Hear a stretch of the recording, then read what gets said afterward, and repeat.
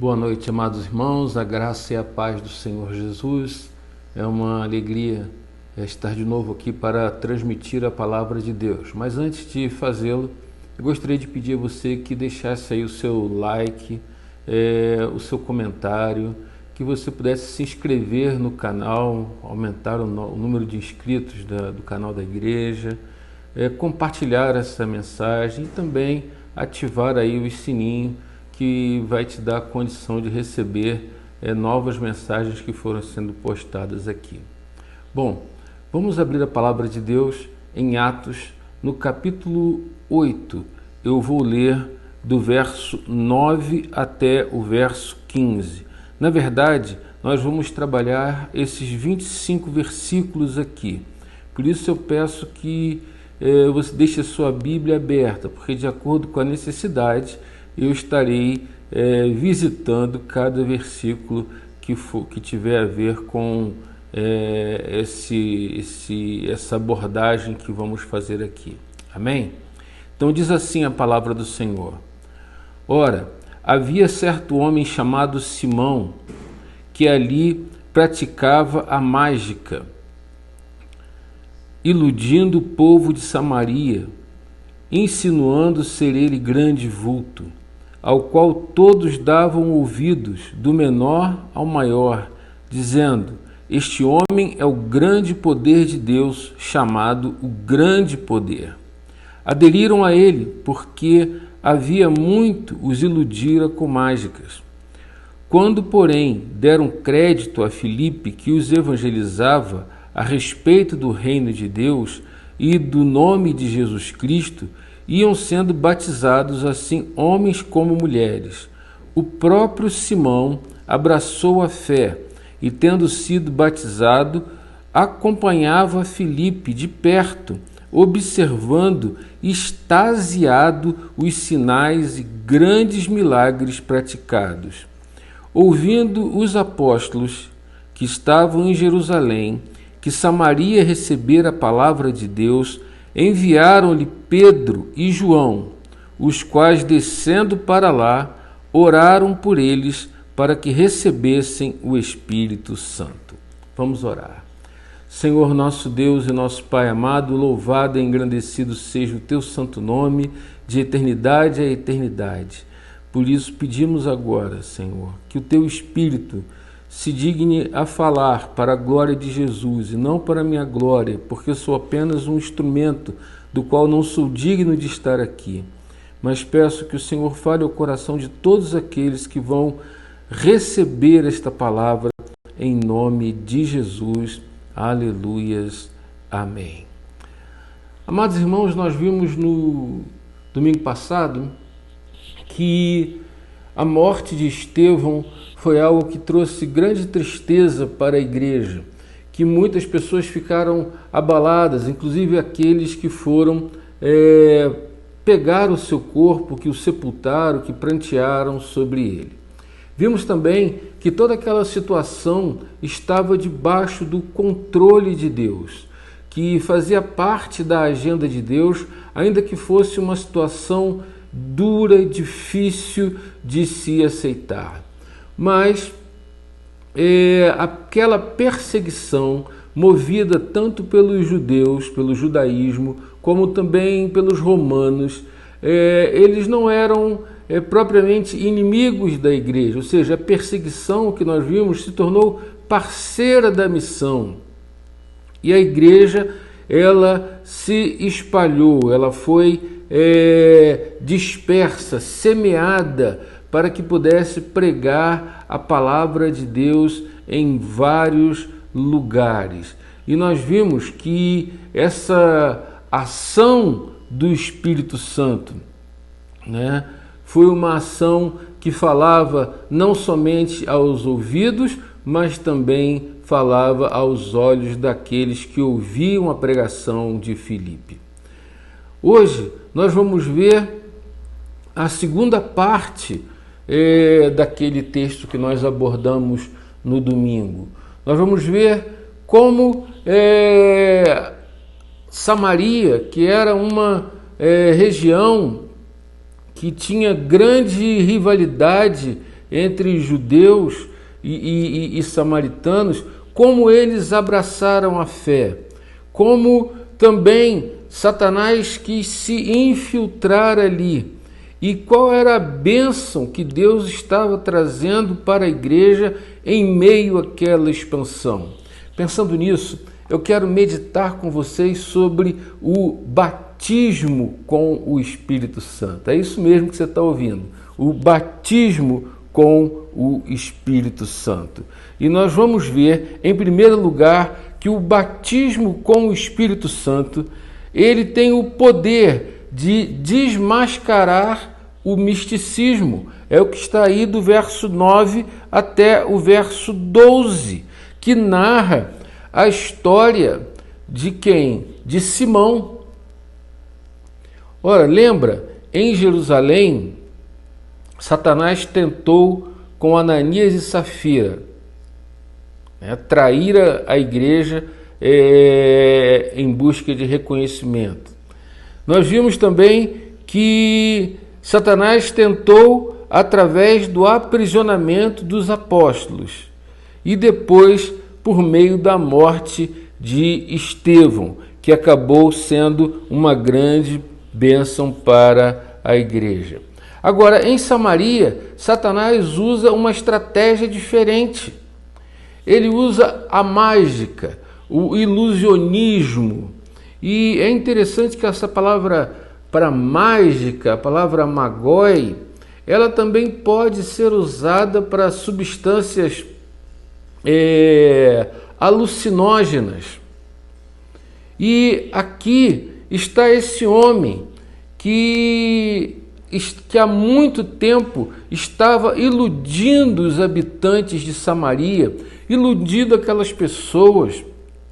E essas pessoas que lhe davam crédito porque olhavam aquelas coisas e achavam que aquilo era de Deus. Esse homem, conhecido como o grande poder de Deus, as estava iludindo há muito tempo. Agora, onde o evangelho prevalece, o misticismo, ele é desmascarado. Ele cai por terra, porque o verdadeiro suplanta o falso. E o que acontece aqui é exatamente isso. Satanás tenta atacar a igreja pela perseguição, não deu certo, agora ele vai atacar pela dissimulação, através da conversão de falsos obreiros, de falsos pessoas que se dizem da fé. Ele vai tentar entrar ali para fazer isso. E em tempos de despertamento, quando Deus semeia a boa semente, Satanás semeia o joio. E esse é o grande perigo atual. Porque Deus vai e está fazendo uma grande obra em meio a essa perseguição, em meio a essa situação de luta e de crise que nós estamos vivendo. Satanás, ele tem tentado, porque em todo lugar onde Deus semeia verdadeiros servos de Deus, Satanás procura semear a sua falsificação. E aqui, enquanto muitos estavam se convertendo, Satanás vai usar um instrumento maligno, um homem chamado Simão, mágico, que mexia com porções, que era um ilusionista, que praticava artes mágicas e que de alguma forma conseguia atrair as pessoas através do extraordinário, porque as pessoas estão sempre em busca do sobrenatural. Então ele faz isso, né? Ele pega Simão, que era popular, que era um showman, que queria aparecer, que tinha popularidade, que era extraordinário, mas não era autêntico, né? Que estava em busca de holofotes. E quando eu falo isso em holofotes, eu fico pensando que, irmãos, em igrejas que hoje são as chamadas Black Church, né? Ou seja, as igrejas onde tudo é escuro e acende os holofotes, você só vê aquele cara que está lá na frente, né? Parece uma coisa sinistra, maçônica, um troço estranho e que tem atraído muitos jovens. Mas isso é o quê? São as artes mágicas de Simão que continua prevalecendo em muitos lugares hoje. Agora, o poder da mágica de Simão vinha de Satanás, que era usado por Satanás para fazer falsos sinais. E Satanás, ele tem o poder de operar curas falsas. Eu me lembro de uma senhora que uma vez quis me afrontar e ela me disse que Satanás a tinha curado de um efizema pulmonar. E eu disse a ela que não, que aquilo era mentira.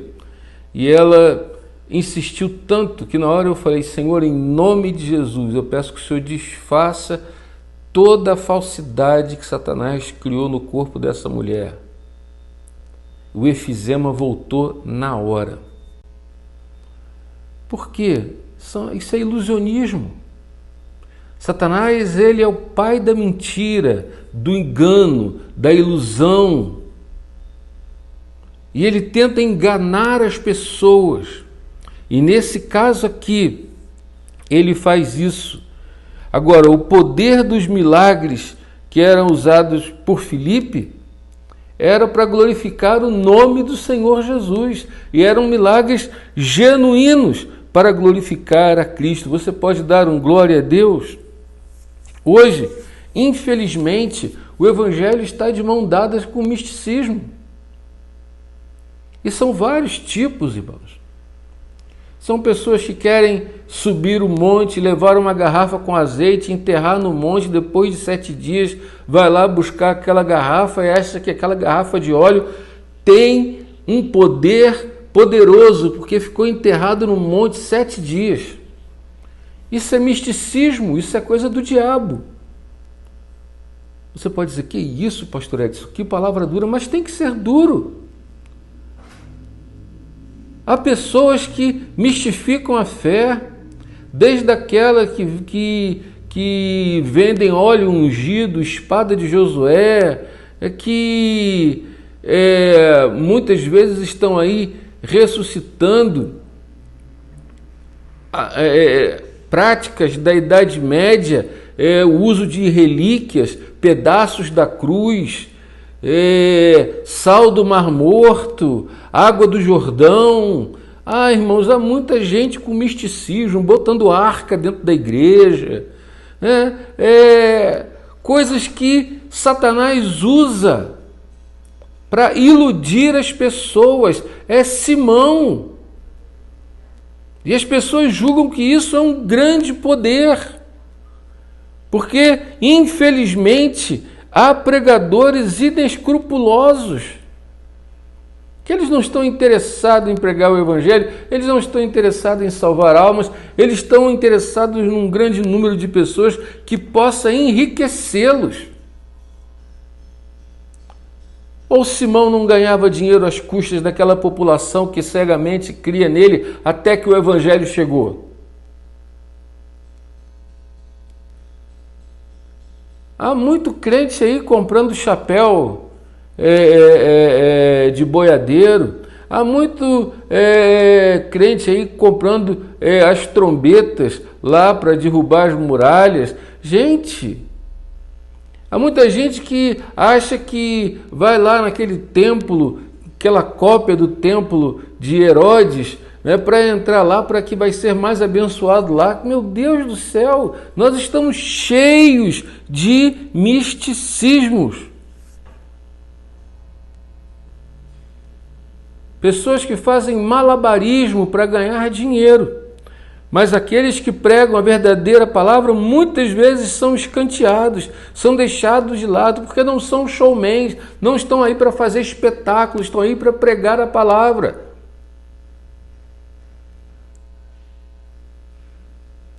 para dizer o que Deus disse.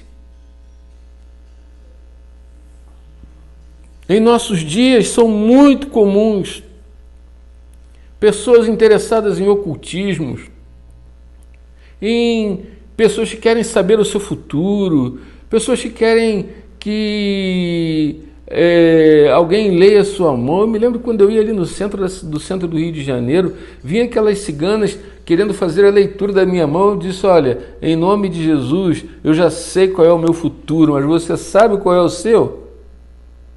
Elas corriam. Sabe por quê, queridos? Porque esse negócio de horóscopo, ocultismo, é desde a antiguidade e vai aumentando cada vez mais. É o homem em busca da sobrenaturalidade, do espiritismo, querendo falar com mortos,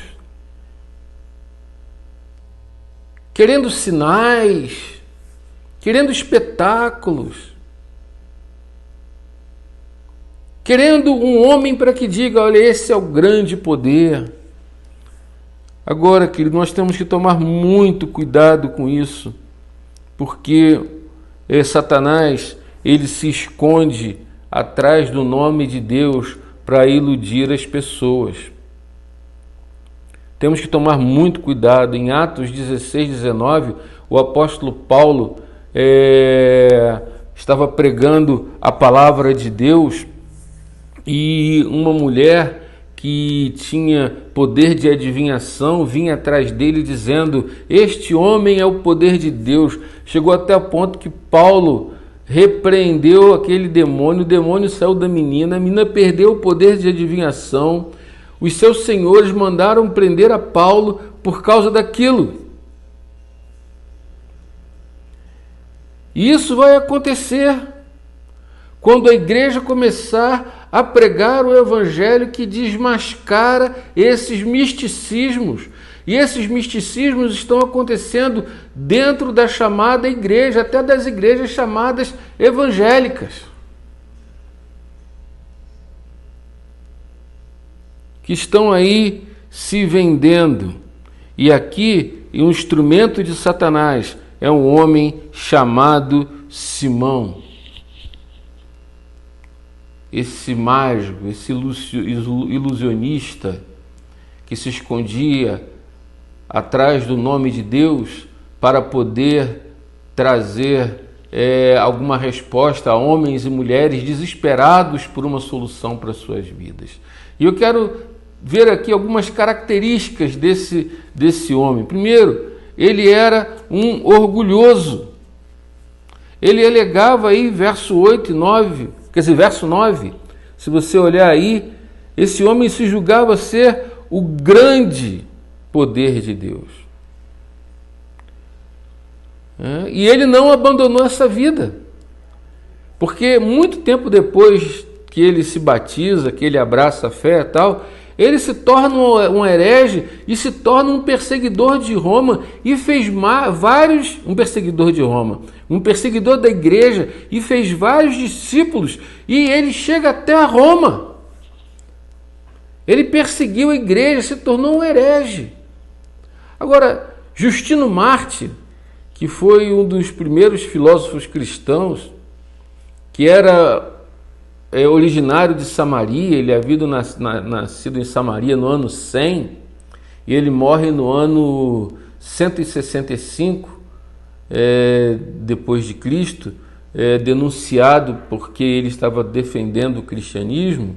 Justino Mártir conta que Simão, ele atinge a sua popularidade, ele se torna um opositor da igreja, mas ele ficou tão tomado por aquela ilusão de Satanás que ele ordenou aos seus discípulos que cavassem um buraco e o enterrassem, e que após 3 dias ele iria ressuscitar. E os seus discípulos obedeceram, cavaram uma cova, colocaram, enterraram ali, e depois de 7 dias ele estava morto, ele não ressuscitou. Olha só, Satanás mata os seus próprios obreiros. porque ele não vem aí, ele vem só aí para matar, roubar e destruir. Então ele era um orgulhoso, ele era uma pessoa de popularidade. Diz que desde os ricos até os pequenos, todos davam ouvidos a ele, porque ele era alguém que os iludia, ele era uma pessoa popular. E as pessoas gostam de ser popular, gostam de ter o nome. E há pessoas que não querem ser populares, mas que outros a tornam popular. A popularidade vem de Satanás para tentar derrubar, através do orgulho, as pessoas. Outra coisa que nós podemos ver dentro dessa popularidade, que está aí do verso 10 até o verso 11, mas nós também vemos a dissimulação de Simão, que está aí no verso 12 e no verso 13. Que dissimulação é essa? À medida que Filipe ia pregando, que os milagres iam acontecendo, diz aqui que até ele abraçou a fé. Como quem diz assim, eu não vou decepcionar a minha plateia, não. Ele também vai lá e abraça a fé.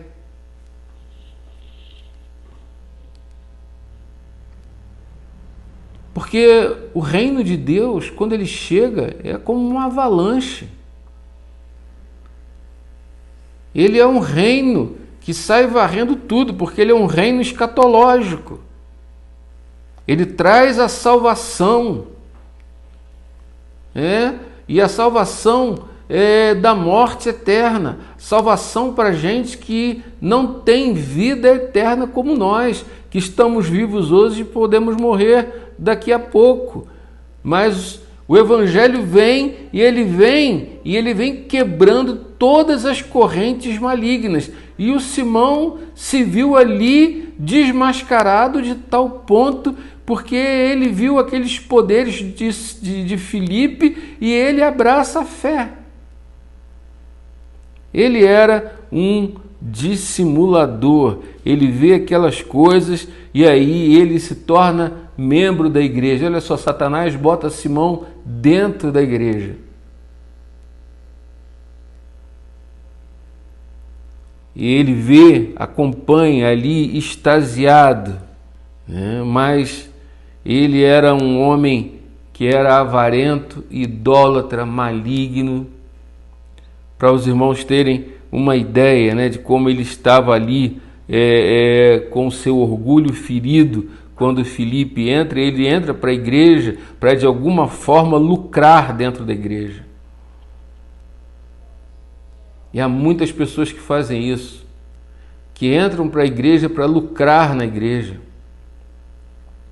para obter popularidade, fazem da igreja um trampolim político, fazem da igreja um trampolim para tantas outras coisas, para se tornar famoso.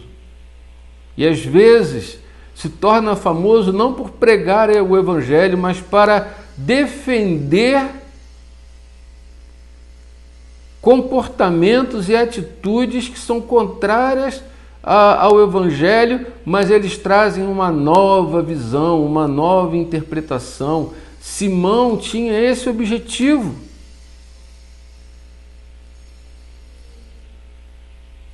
Tinha esse objetivo. Se em Jerusalém a igreja teve que lutar contra Ananias e Safira, que só queriam reconhecimento, se teve que lutar contra os judeus, se teve que lutar ali contra as perseguições, agora ela luta contra esse misticismo. Mas o castigo de Simão foi duro, porque a perversão de Simão foi punida. É o que está aí do verso 18 até o verso 23. Olha o que diz o verso 20. Pedro, porém, lhe respondeu: o teu dinheiro seja contigo para a perdição, pois julgastes adquirir por meio dele o dom de Deus. O que acontece aqui? Depois que Simão entra para a igreja, em que ele vê Filipe fazendo sinais e prodígios, Pedro e João impondo as mãos sobre os crentes e ele recebendo o Espírito Santo, o poder do Espírito Santo, ele chega para Simão e para João e oferece dinheiro. E é aqui a origem da simonia. O que é a simonia? A simonia é o ato de vender favores religiosos, cargos religiosos, poderes e posições religiosas, em troca de prosperidade material. Isso foi muito praticado na Idade Média, mas quem foi o pai foi Simão. Por isso o termo simonia, porque ele tentou comprar favores espirituais. E Pedro dá-lhe uma exortada aqui: olha, o teu dinheiro seja contigo para perdição, pois julgastes adquirir por meio dele o dom de Deus. Ele disse: você não tem parte nesse ministério, porque o teu coração não é reto diante de Deus. Ou seja, Deus revela que aquele homem nem crente era.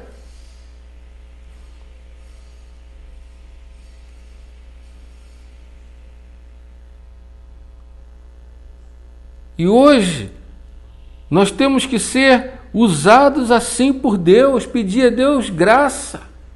No verso 22, olha o que diz aí: arrepende-te, pois, da maldade e roga ao Senhor que talvez te perdoe o intento do coração. Essa palavra intento, que significa intriga, trama, é usada em conotação negativa. Ananias, ele teve esse intento de comprar reconhecimento. Simão quis comprar o poder.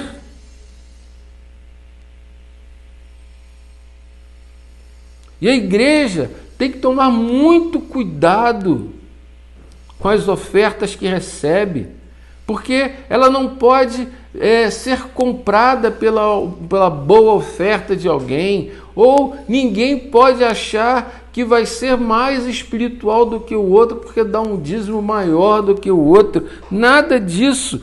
O Evangelho desmascara essas coisas. Porque se Pedro tivesse aceitado aquilo seria uma maldição para a igreja. Ele suplica o perdão, né? Verso 22 até o verso 24. Pedro fala que Deus iria castigá-lo. Ele diz aqui no verso 23: pois vejo que estás em fel de amargura e laço de iniquidade.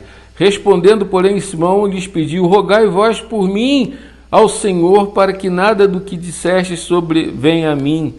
Eles, porém, havendo testificado e falado a palavra do Senhor, voltaram para Jerusalém e evangelizavam muitas aldeias de samaritanos. Eles nem oraram por Simão, porque na verdade ele não queria perdão, ele queria se livrar do juízo. Porque pessoas assim vão para o inferno. Pessoas assim são amaldiçoadas. Pessoas que tentam enganar e iludir. Elas não são reconhecidas porque elas são santas, porque elas obedecem à palavra. Não, elas são reconhecidas pela sua popularidade, irresponsável. Mas não vão escapar do juízo de Deus. Não vão escapar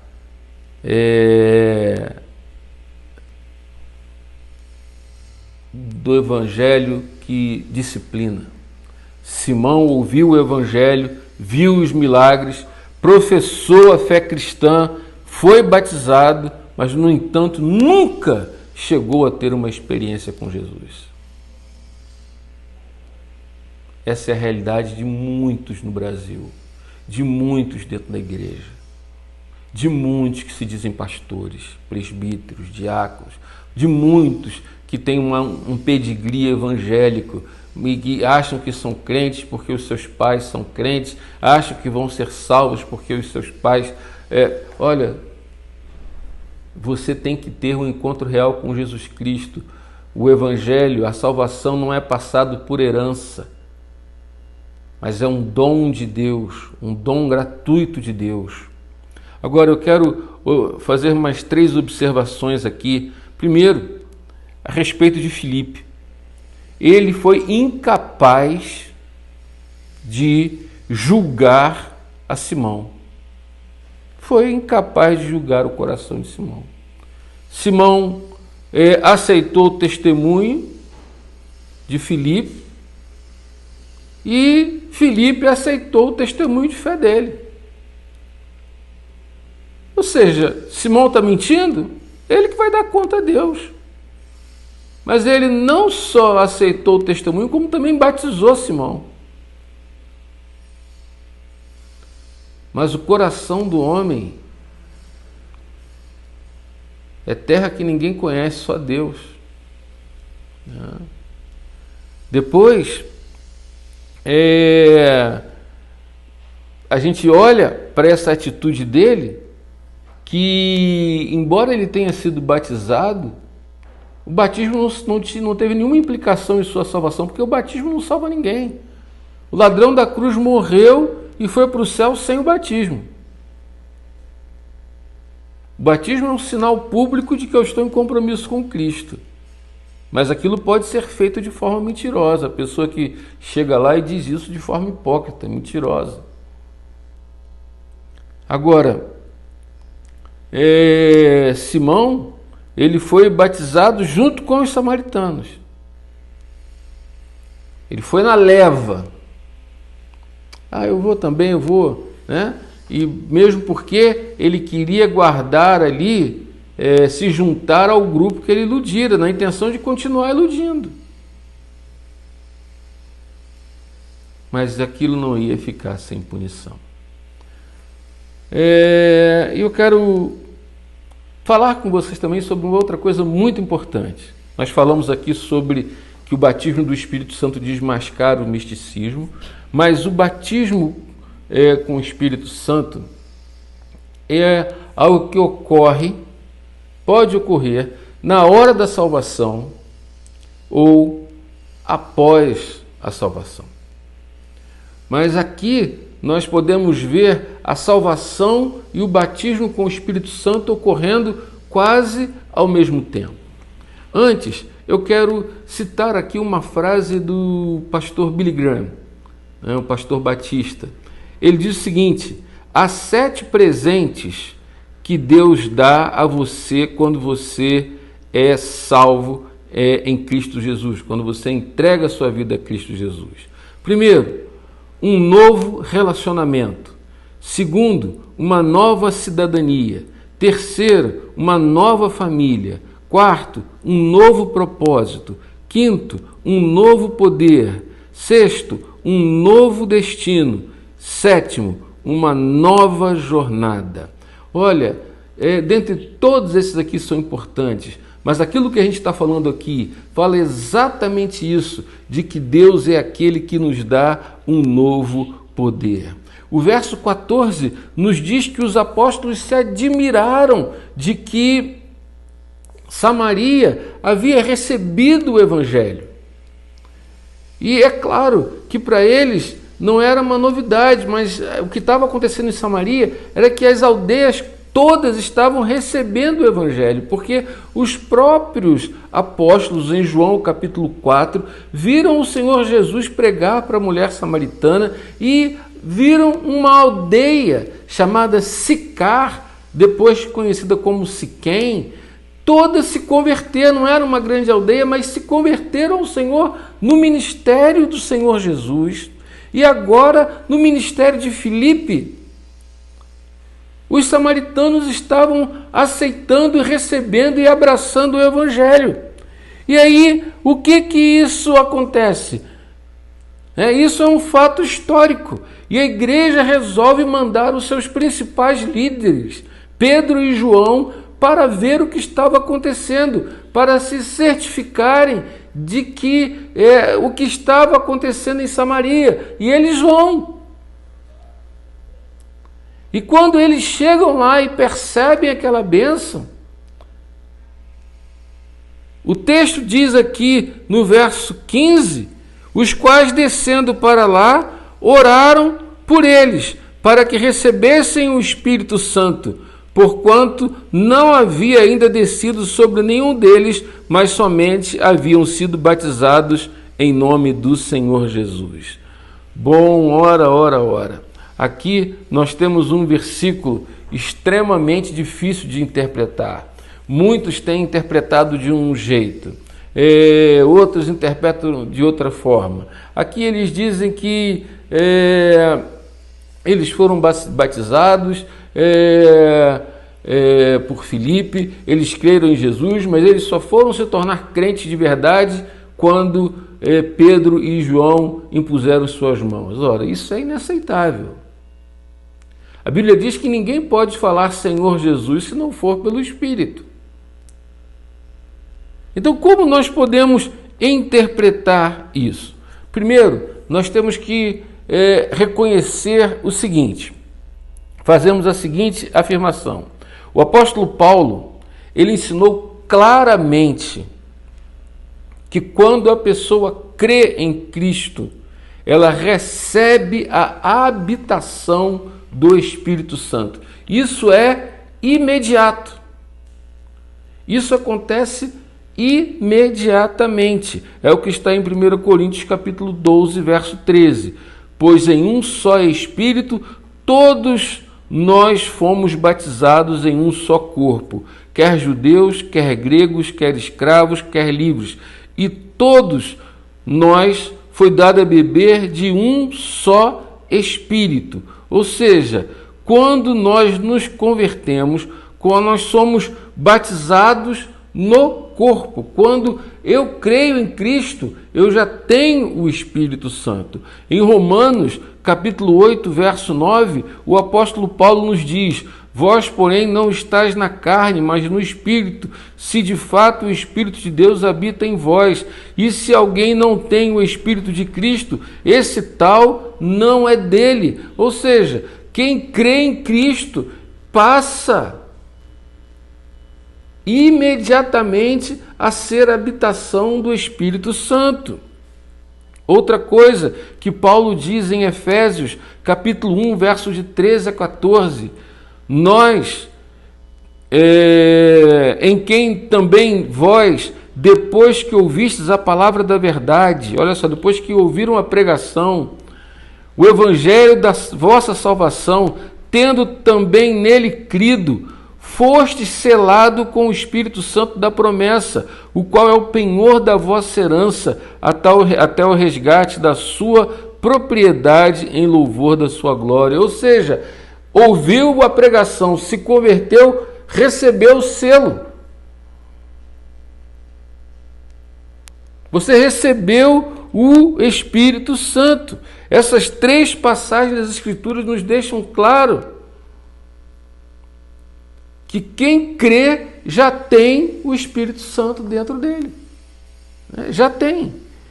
Então, nós recebemos o Espírito Santo quando cremos. Ou seja, aqueles samaritanos já tinham o Espírito Santo.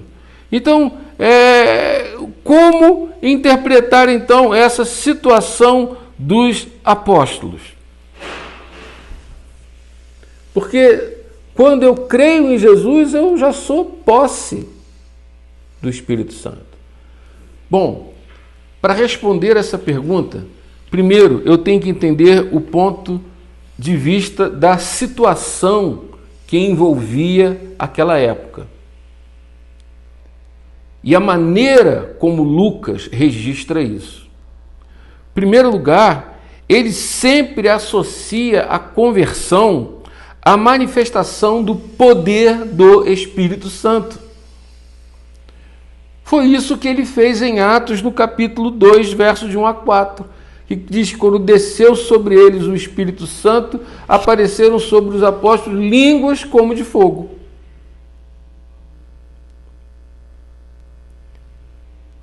Então, ele faz essa associação. Quando os apóstolos foram revestidos de poder, em Atos 1:8 diz: e sereis revestidos de poder. Eles já eram crentes em Cristo Jesus, mas eles receberiam o quê? Poder para fazer a obra.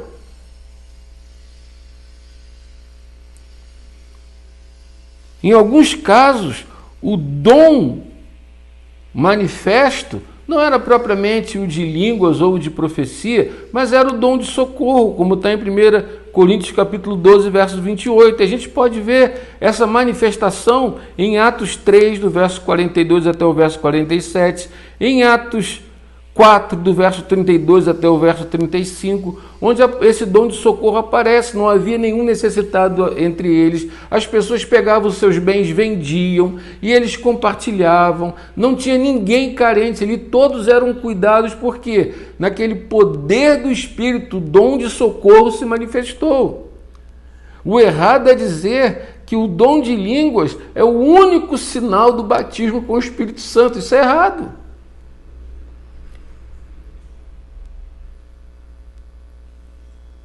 Agora, quem é batizado com o Espírito Santo manifesta dons, seja de socorro, seja de operação de milagres, seja de línguas, seja de misericórdia, de governo. Vai manifestar algum dom. É o que está nas Escrituras. Se nós olharmos aqui para Atos capítulo 10, verso 44, verso 48, olha o que Lucas registra. Quando Pedro vai até a casa de um homem chamado Cornélio, diz assim: ainda Pedro falava estas coisas, Pedro estava pregando o evangelho, caiu o Espírito Santo sobre todos os que ouviam a palavra, e os fiéis que eram da circuncisão e que vieram com Pedro admiraram-se, porque também sobre os gentios foi derramado o dom do Espírito Santo, pois os ouviam falando em línguas e engrandecendo a Deus. Então perguntou Pedro: porventura pode alguém recusar a água para que não sejam batizados estes que, assim como nós, receberam o Espírito Santo? E ordenou que fossem batizados em nome de Jesus Cristo. Ou seja, era normal que no momento da conversão, naquela época, dons se evidenciassem. O próprio Lucas registra em Atos 19, quando Paulo encontra 12 discípulos de João Batista e ele pergunta: vocês creem em alguma coisa? Foram batizados? Eles foram batizados no batismo de João, no batismo de arrependimento.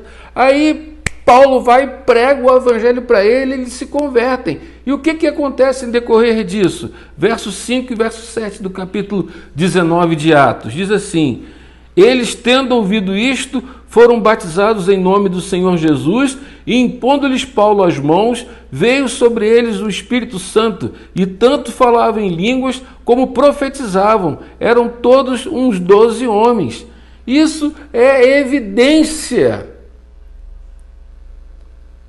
de que nessa bênção primeira que recebemos da salvação, nós recebemos também a outra bênção do poder de Deus, para fazer a obra de Deus na igreja, no reino do mundo. Isso evidencia a existência de uma nova experiência com Deus, com o poder de Deus.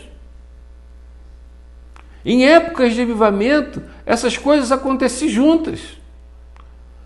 Nos grandes avivamentos da história, muitas pessoas eram batizadas com o Espírito Santo, manifestavam dons, outras caíam. Em épocas de grande avivamento, a salvação e os dons se manifestam ao mesmo tempo, irmãos. E aqui nós estamos vendo um período de grande avivamento da igreja, onde essas coisas se manifestavam juntos.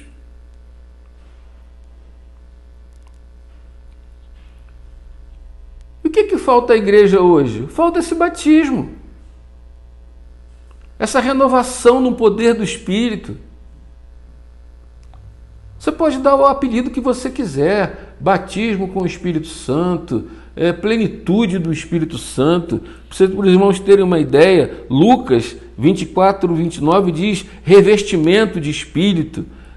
Romanos capítulo 13, verso 14, e Efésios 6, 12 e Colossenses 3, 12 diz que é o revestivos do Senhor, revestivos como eleitos de Deus, revestivos de Cristo Jesus. Toda essa palavra revestir, revestir da armadura de Deus, Efésios 6, 11, tudo isso está relacionado com o batismo do Espírito Santo. E a igreja precisa viver isso. Os crentes hoje, eles quando estão vazios, sem o poder do Espírito Santo, ao invés de guerrear contra o inimigo, eles ficam guerreando uns com os outros. Ficam guerreando na política, ficam difamando as autoridades, ficam perdendo tempo com aquilo que não vai produzir a glória de Deus. Se veem perdidos, se envolvem com pornografia, se desviam, às vezes voltam para o vômito, ou seja, para a antiga vida. A igreja hoje precisa do batismo com o Espírito Santo, com o poder do Espírito Santo. Eu não estou muito preocupado se você, pastor, não acredita, se a denominação não acredita, mas eu acredito porque está nas Escrituras.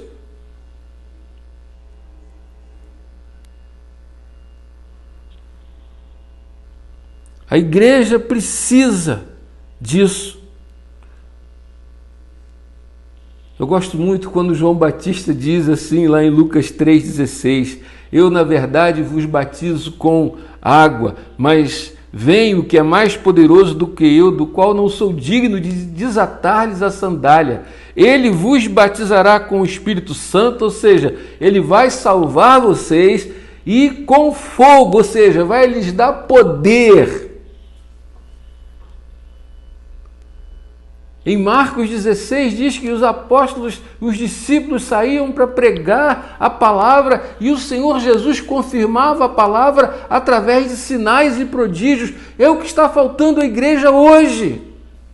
Poder do Espírito Santo.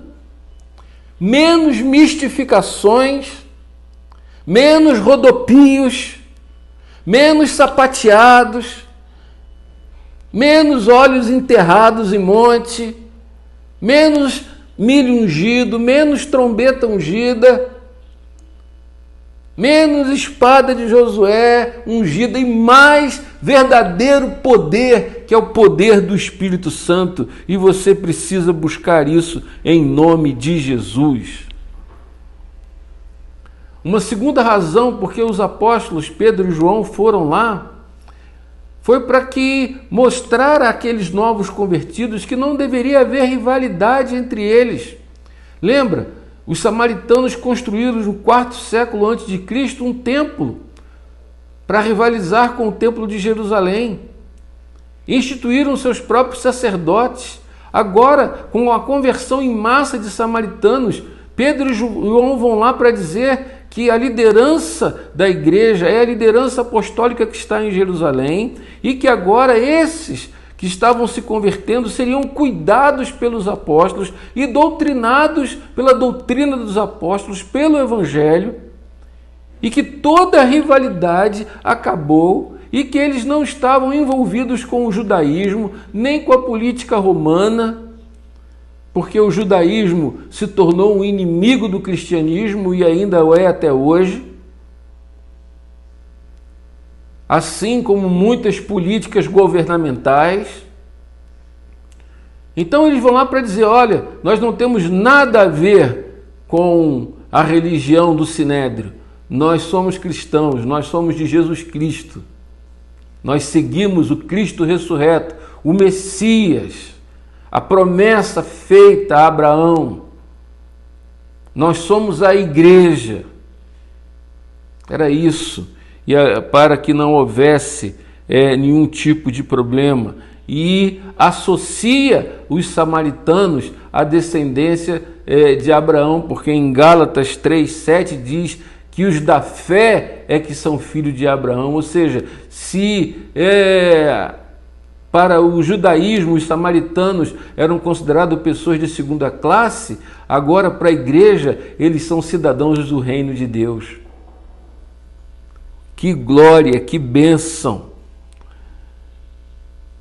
Por isso que em Colossenses 3:11 a palavra de Deus diz: não pode haver nem grego, nem judeu, circuncisão, nem incircuncisão, bárbaro, cito, escravo, livre, porém Cristo é tudo em todos. Ou seja, os apóstolos vão lá para trazer harmonia à igreja.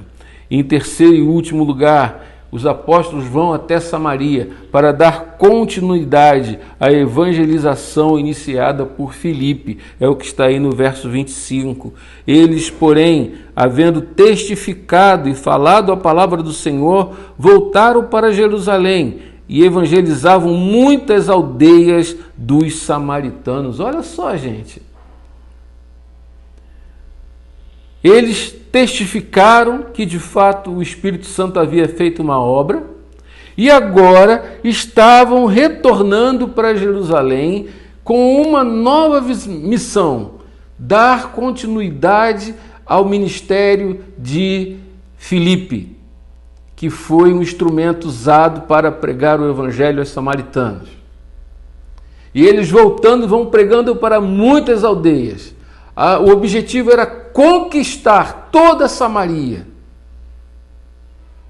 porque fazia parte da grande comissão que Deus havia dado a eles. Ou seja, eles pregam a palavra, eles veem que Deus, de fato, faz da igreja uma igreja transcultural, uma igreja que, embora tenha tido o berço no judaísmo, ela agora sai desse berço, ela cresce e ela vira uma igreja para todos os povos, tribos, raças e nações. Ela se universaliza no sentido de que ela é para todo aquele que crê, de todos os lugares. É uma igreja missionária, é uma igreja que tem o compromisso de pregar o evangelho, mesmo que isso lhe custe a vida. E concluindo, eu quero dizer para você: cuidado com a ilusão. Satanás é o mestre da ilusão. Ele usa pessoas que têm o poder de iludir, o poder de enganar. Cuidado com a ilusão satânica. Cuidado. Mas a única forma de você desmascarar isso é pregar o evangelho, é estar cheio do Espírito Santo, é estar batizado com o poder do Espírito Santo.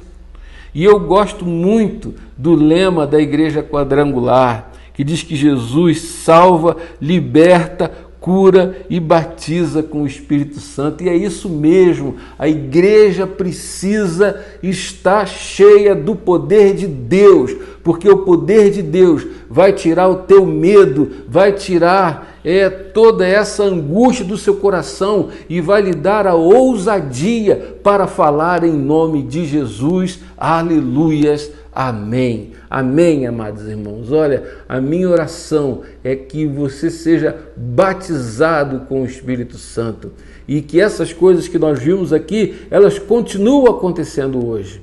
E eu não estou falando só porque li aqui, não, porque já vi isso acontecer. E eu creio que pode acontecer com você nessa noite, em nome de Jesus. Amém. Vamos orar. Senhor, nosso Deus e nosso Pai amado, pedimos que o Senhor livre a igreja da ilusão, da magia do inimigo, que muitas vezes usa o seu nome para enredar pessoas sinceras. Mas que o Senhor batize a igreja com o poder do Espírito Santo, Que o Senhor traga essa bênção, essa segunda, terceira, quarta, quinta, sexta, 10ª bênção sobre nós e nos renove em poder para sermos testemunhas de Jesus Cristo no tempo atual. Ó Pai, muda a igreja no Brasil e no mundo, porque nós estamos precisando desse avivamento, dessa renovação em nome de Jesus. Assim eu oro em teu nome, Senhor Jesus, tu que és o batizador com o Espírito Santo e com fogo. Pois assim, ó Pai, eu te agradeço no nome de Jesus. E que a graça do Senhor Jesus, o batizador com o Espírito Santo, o amor de Deus, nosso eterno Pai, e o consolo, a unção, a direção, o fruto e os dons do Espírito Santo seja sobre vós, povo de Deus em Shalom, e sobre todo o povo de Deus espalhado por toda a face da terra, não somente hoje, mas para todo sempre. Maranata, ora vem, Senhor Jesus.